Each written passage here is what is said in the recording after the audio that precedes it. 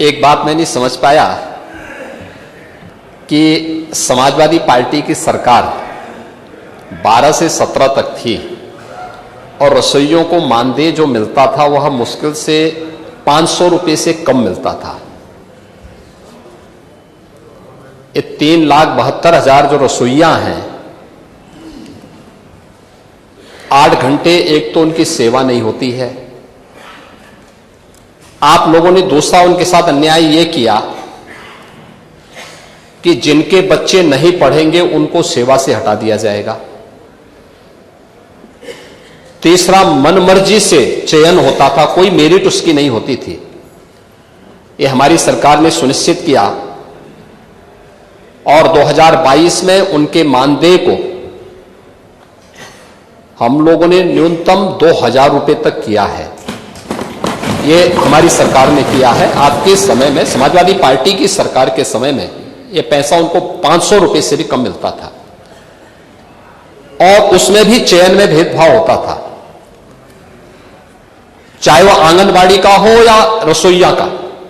ये सभी बेहतरीन सेवा कर रही हैं और मैं सचमुच इनका सभी का अभिनंदन करूंगा, क्योंकि फील्ड लेवल में इन्होंने कोरोना कालखंड में बहुत बेहतरीन कार्य करके अपनी सेवाओं के माध्यम से शासन की योजनाओं को प्रत्येक परिवार तक पहुंचाने के लिए बहुत अभिनंदनीय कार्य किया।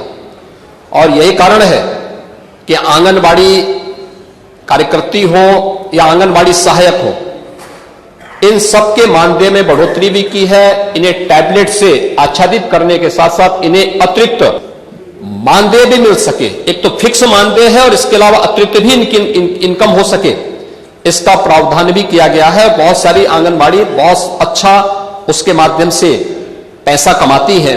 जैसे हम लोगों ने प्रत्येक ग्राम पंचायत में, आपकी विधानसभा एक ग्रामीण पृष्ठभूमि से जुड़ी हुई विधानसभा है, अब आप इस बात को देखते होंगे कि हर ग्राम पंचायत में एक पंचायत सचिवालय का निर्माण किया है।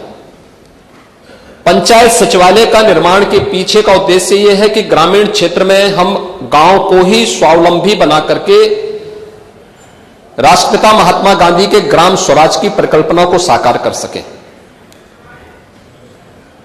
वहां पे कंप्यूटर ऑपरेटर के रूप में पंचायत सहायक रखा गया है, वीसी सखी रखी गई है, बैंकिंग कॉरेस्पॉन्डेंट सखी वह गांव के अंदर वित्तीय लेन देन का काम करती है। हमने 6 महीने के लिए उन्हें एक निश्चित मानदेय के साथ जोड़ा, लेकिन जब उन बैंक से उनका कमीशन बन गया तो वह अपना पैसा कमा रही है। आपके सुल्तानपुर की एक बीसी सखी अब तक 15-15.5 लाख रुपए से अधिक का कमीशन प्राप्त कर चुकी है। यह कार्य उस पर निर्भर करता है और पंचायत सहायक को भी हमने ऐसे 6,000 रुपए हम प्रतिमाह देते हैं।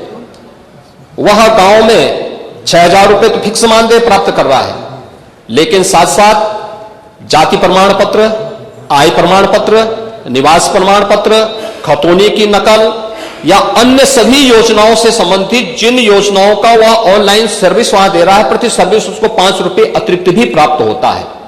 तो अगर कोई कार्य करने वाला व्यक्ति होगा तो वह उसको बेहतरीन इंसेंटिव वहां मिल जाता है, जो उसके मानदेय और वेतन से बेहतरीन पैकेज होता है।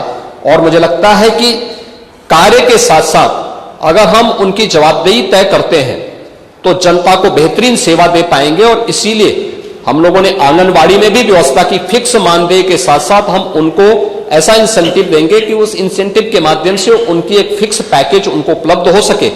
आंगनबाड़ी में भी यही किया गया है और समय आने पर जब इसके बारे में आवश्यक होगा तो अवश्य सरकार इसके बारे में विचार करेगी कि जिन लोगों ने बेहतरीन कार्य किया है उनको बेहतरीन मानदेय या उनको उस प्रकार का पैकेज भी प्राप्त हो।